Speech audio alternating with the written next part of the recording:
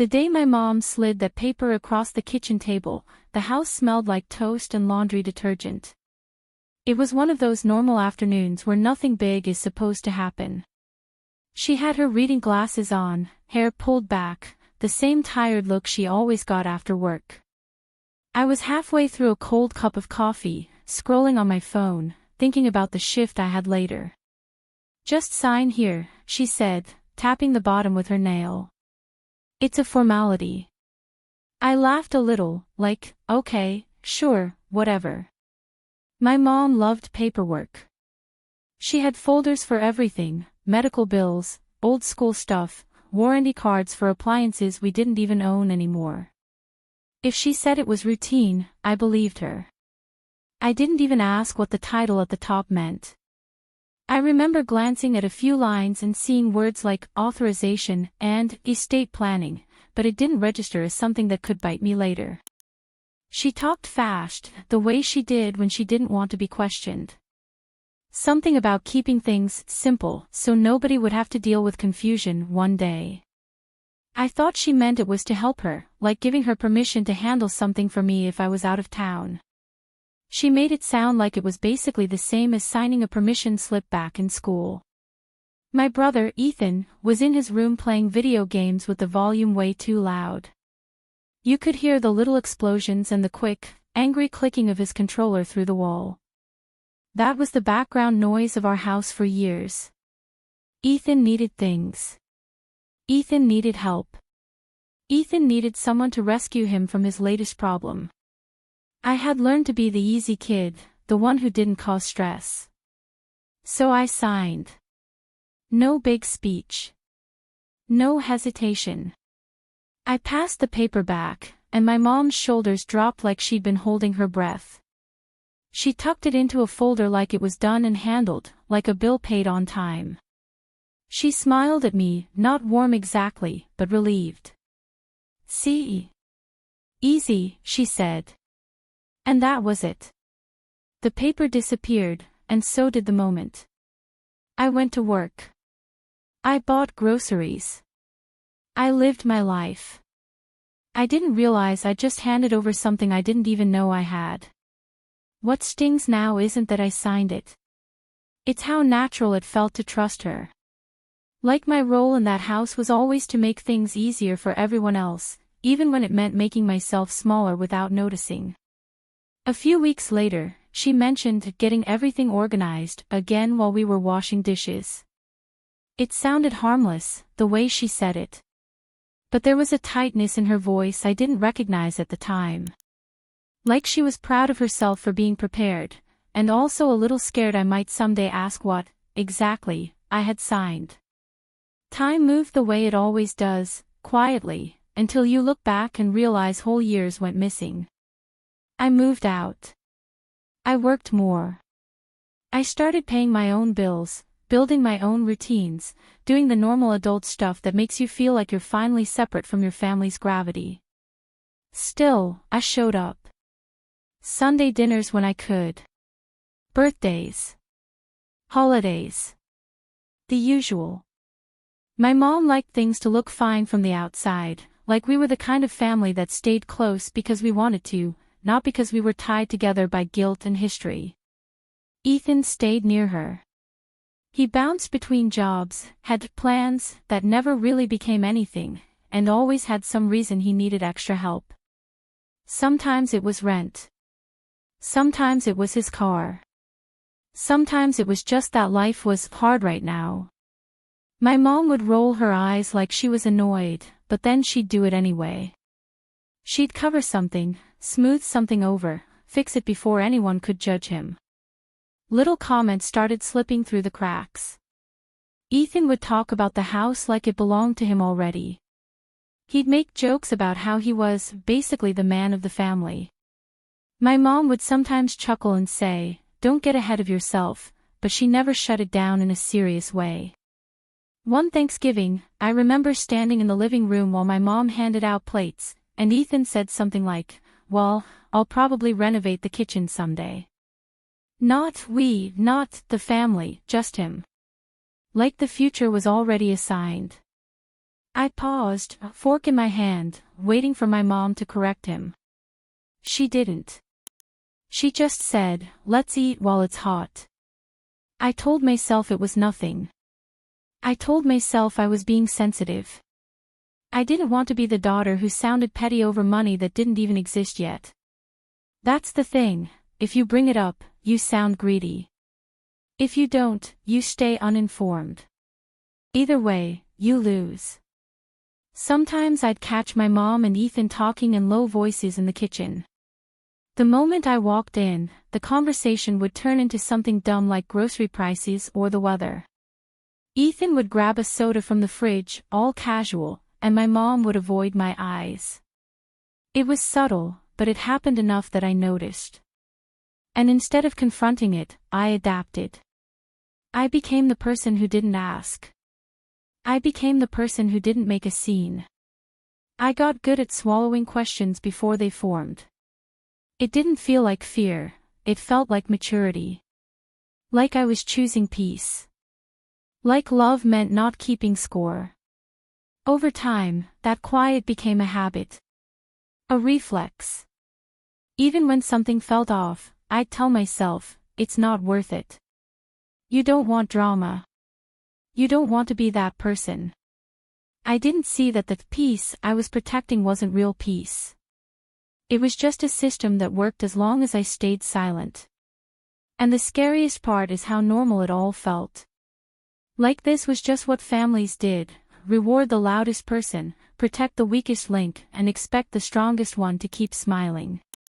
The truth came to me in the most boring way possible, which somehow made it worse. No confession, no explosive argument, no dramatic moment with someone crying on the stairs. Just paperwork. Dusty folders. A quiet afternoon that was supposed to be helpful.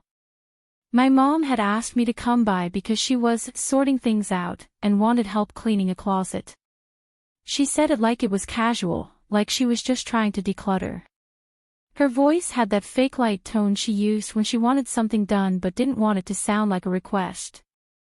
I showed up with coffee and a ponytail and the mindset of someone doing a chore for a parent. We pulled out boxes and old coats, tossed expired coupons, found random cords nobody could identify. Normal stuff. At one point, she stepped away to take a call, and I stayed in the back room, folding and stacking. That's when I found the folder. It was thick, labeled with neat handwriting, legal/important. Under that, another label, estate. My stomach tightened, not because I expected something bad, but because I knew I wasn't supposed to be looking at it. My first instinct was to close it and pretend I never saw it. But my hands didn't listen. I told myself I'd just check if there was anything I needed to know, like contact information, insurance, something practical. I opened it, and there it was, my name, my signature, dated years back. The same paper. Only now I read it slowly. I read the words like they were in a language I should have understood but somehow didn't. I saw phrases that weren't soft or vague at all. There was nothing simple about it. It was direct. Legal. A clean transfer. I had waived my rights. I had agreed that certain assets would go solely to Ethan. I had signed away my claim to things I didn't even realize I could claim. It felt like the air got thinner. I reread the section where it spelled it out, hoping I was misunderstanding. Hoping there was some hidden line that made it fair, some clause that said unless, or temporarily, or in the event of. But there wasn't. It was final. It was written like the outcome had always been decided and this was just a neat way to lock it in. My hand started shaking. Not dramatic shaking, just enough that the pages rustled. I didn't cry. I couldn't. Crying felt like something that happened after you processed. I wasn't there yet. I was still in the moment where your brain tries to protect you by turning everything cold. I heard my mom's voice in the hallway, still on the phone, laughing politely like nothing in the world was wrong. That sound made something inside me harden. Because she wasn't confused. She wasn't mistaken. She had been calm enough to plan this, to file it, to store it in a labeled folder like it was responsible parenting. I put the pages back carefully. I made sure the corners lined up. I closed the folder exactly how I found it and slid it back into the pile. My heart was pounding, but my face stayed normal, like I was practicing for a performance I didn't know I'd ever need. When my mom came back into the room, she smiled and asked if I wanted more coffee. I said, sure, like everything was fine. And I realized something in that moment. The version of me who would have yelled right away was gone.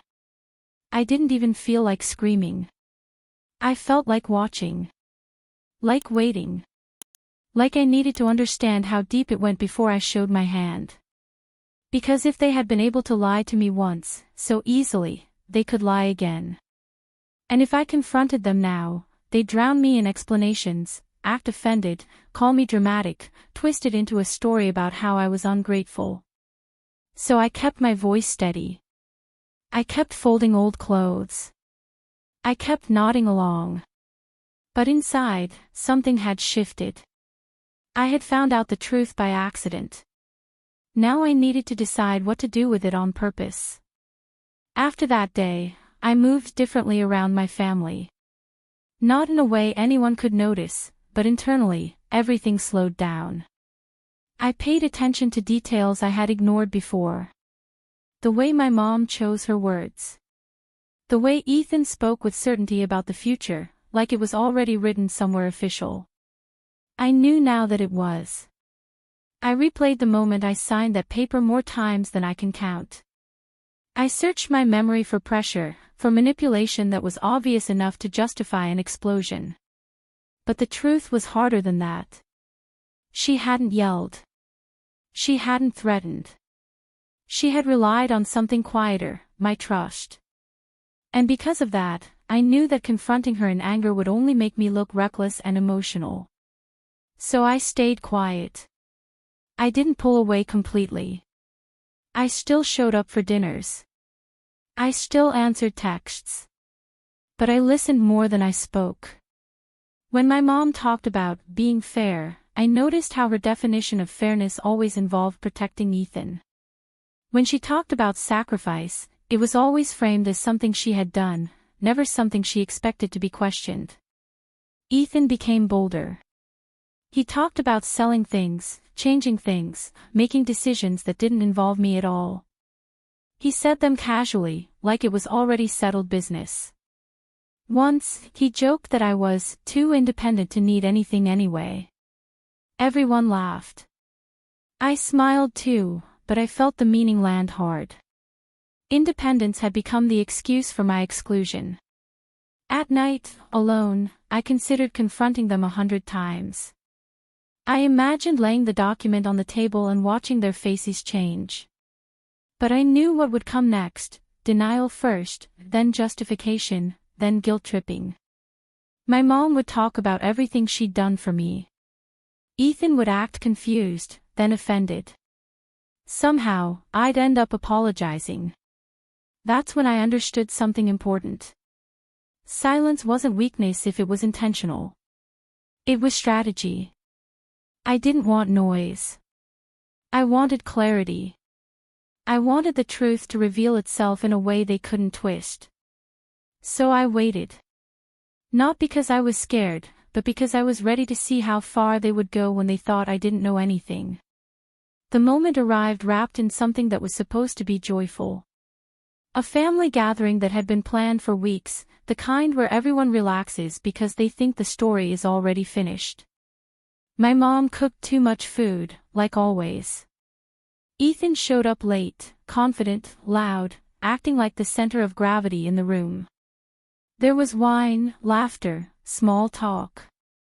I stayed calm, almost detached, listening instead of reacting. At some point, the conversation drifted toward the future.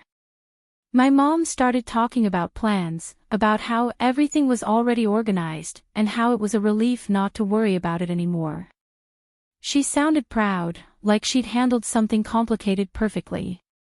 Ethan added comments, half joking, half serious, about responsibility and legacy. He spoke like someone who had already stepped into a role he believed was his by right. Nobody questioned him. Nobody looked at me. I waited until my mom finished speaking. I didn't interrupt. I didn't raise my voice. I just asked one question, calmly, like I was genuinely curious. I asked why she had needed my signature years ago if I was never meant to be included in any of those plans. The silence that followed was heavy and unfamiliar. It wasn't awkward at first, it was stunned. My mom froze, her expression caught between surprise and fear. Ethan stopped smiling. Someone cleared their throat, but nobody filled the space with words. I didn't explain. I didn't accuse. I let the question stand on its own. Because it didn't attack anyone directly, there was no easy defense. It forced them to acknowledge that something had been done quietly, intentionally, and without my understanding. My mom tried to speak, then stopped. Ethan looked at her, waiting for guidance. For the first time, the story they had relied on for years didn't align. And everyone in the room felt it. I realized then that I didn't need to shout. The truth was already loud enough. That night changed the shape of my family. Not all at once, but in ways that couldn't be undone. Conversations followed, messy and emotional. My mom cried. She said she thought she was doing what was best. She talked about fear, about wanting to protect Ethan, about assuming I would be fine, because I always had been. Ethan was angry, then defensive. He said he hadn't asked for it, that he'd just accepted what was offered. At no point did either of them say they had wondered how I would feel. That absence said more than any explanation. I didn't fight to undo the document. By then, it wasn't about property or money. It was about recognition. I needed them to admit that a choice had been made without me, not because it was fair, but because it was convenient. Some apologies came. Some didn't. The damage wasn't something that could be smoothed over with time alone. Relationships shifted. Some became distant. Others became careful. The version of our family that relied on my silence no longer existed. And even though that loss hurt, it also felt honest for the first time. What I took back wasn't written on paper. I took back my right to ask questions. My right to pause instead of immediately forgiving. My right to decide what kind of connection I was willing to have with people who confuse love with control. Years ago, one signature cost me more than I understood. But one calm question gave me something stronger in return. It gave me my voice, and this time, I wasn't giving it away.